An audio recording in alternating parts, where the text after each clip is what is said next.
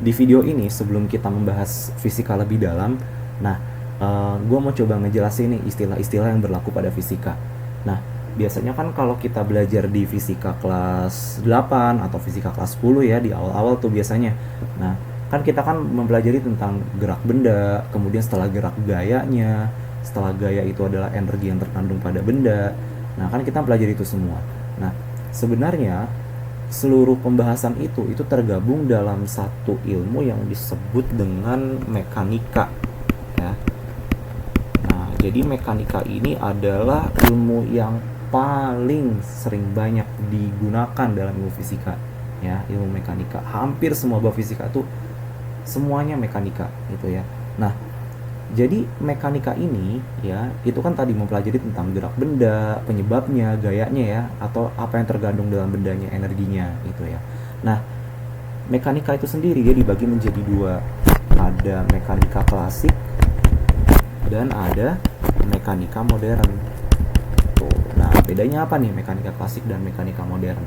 Nah, kalau dia mekanika klasik, nah itu artinya kita membahas pergerakan benda atau gaya yang berlaku pada benda atau energi yang terkandung pada benda itu untuk benda yang berskala besar ukurannya ya. Jadi contohnya kalau misalkan kita lihat di soal-soal fisika, pasti objeknya apa? Mobil, motor, balok ya kan ya, atau di soal sederhana tuas, bidang miring, katrol gitu kan, pasti hukum Newton itu objeknya pasti itu terus ya. Peluru lah itu ya, bola itu, apalagi buah kelapa jatuh gitu ya. Nah, itu kan kita membahas tentang benda-benda yang berskala besar. Nah, itu dijelaskan dalam mekanika klasik. Nah, tapi kalau mekanika modern, nah ini untuk benda-benda yang berskala kecil, berskala atomik, berskala mikro atau nano ya, yang paling kecil tuh, yang paling kecil dari mikro, nano. Ada lagi yang lebih kecil tuh, atau femto itu ya banyak. Nah, biasanya kita dalam mekanika modern itu kita membahas tentang pergerakan elektron, pergerakan proton itu ya. Nah, atau misalkan pergerakan partikel-partikel dasar itu kan. Nah, dan itu nggak bisa dijelaskan dengan perhitungan-perhitungan pada mekanika klasik, makanya ada perhitungannya sendiri. Nah, contohnya kalau mekanika modern tuh misalkan mekanika kuantum misalkan. Nah, kalau mekanika kuantum nih nanti kita belajarnya di kuliah biasanya ya, mekanika kuantum gitu. Dan ini nggak bisa dijelaskan dengan perhitungan mekanika klasik gitu. Nah, jadi itu ya, mekanika ada dua tuh, mekanika klasik dan mekanika modern. Nah, di video ini kita akan lebih fokus ke mekanika klasik. Nah, untuk yang mekanika modern kita kesampingin dulu karena ini nanti ya di perkuliahan kita belajarnya gitu. Nah, di mekanika klasik itu dia dibagi lagi menjadi dua. Nah, ada yang disebut sebagai kinematika. Nah, ada yang disebut sebagai dinamika. Nah, sekarang bedanya apa nih kinematika dan dinamika? Nah, kalau misalkan kinematika ya, kinematika tuh gini, kita mempelajari bagaimana ya, jadi bagaimana benda itu bergerak, how the object is moving ya. Jadi gimana tuh bendanya bergerak, apakah bendanya bergerak lurus atau parabola atau zigzag atau melingkar gitu ya. Atau misalkan pada sebuah mobil, itu geraknya gimana tuh mobil tuh, makin cepat atau makin lambat tuh. Itu motor gimana tuh geraknya, jumping kah atau ngetril kah itu, atau misalkan ngepot lah itu. Nah, itu kan kita belajar tentang bagaimana tuh dia bergerak gitu.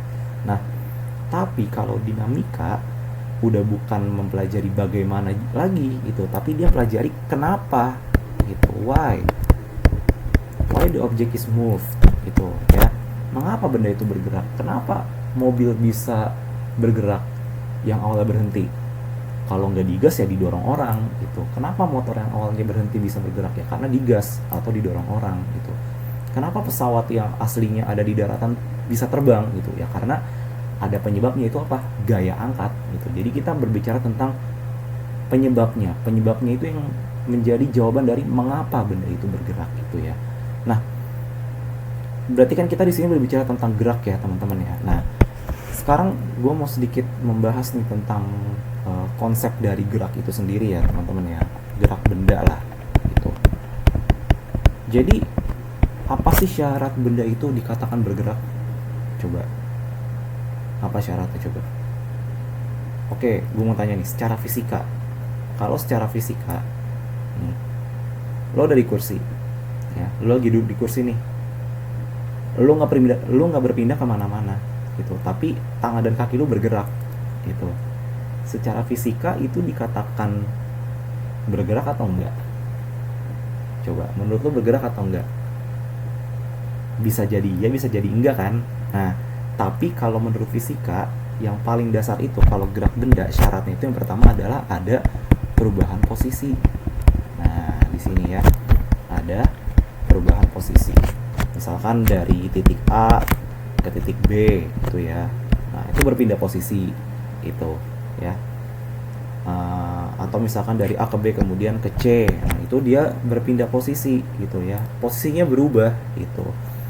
Nah, kalau misalkan kita berpatokan pada posisi, bisa jadi kalau lu duduk di kursi nggak berpindah kemana-mana, walaupun tangan kaki lu bergerak, bisa jadi lu belum bisa dianggap bergerak.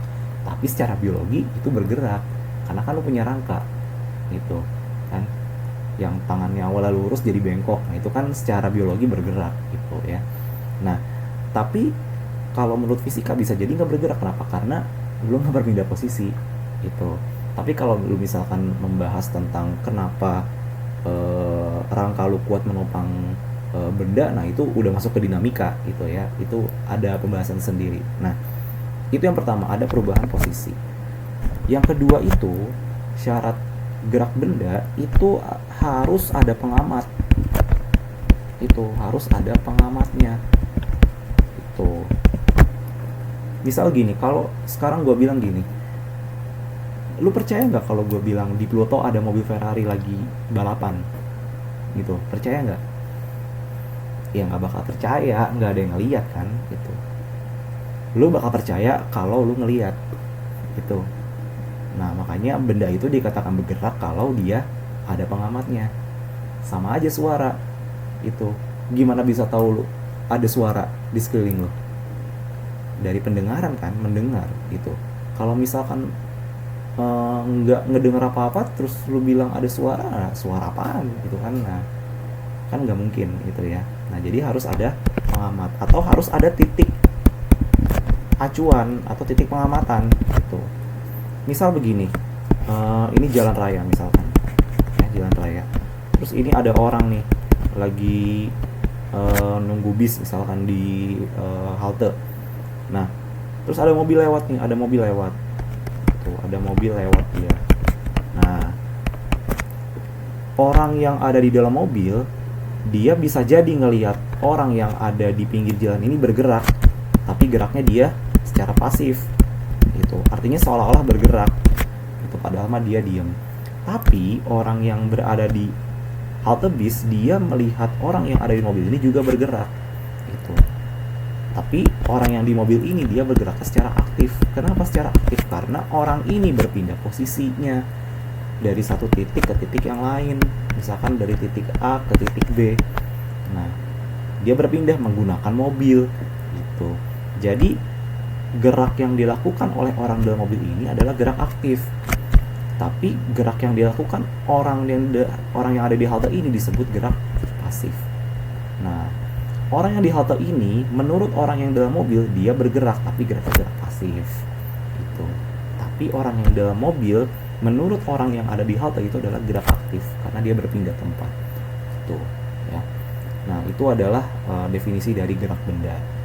Nah, itu dulu. Nah, nanti di video berikutnya kita coba membahas lebih dalam lagi nih tentang posisi ya, tentang jarak dan perpindahan. Nah, nanti kita tunggu video berikutnya.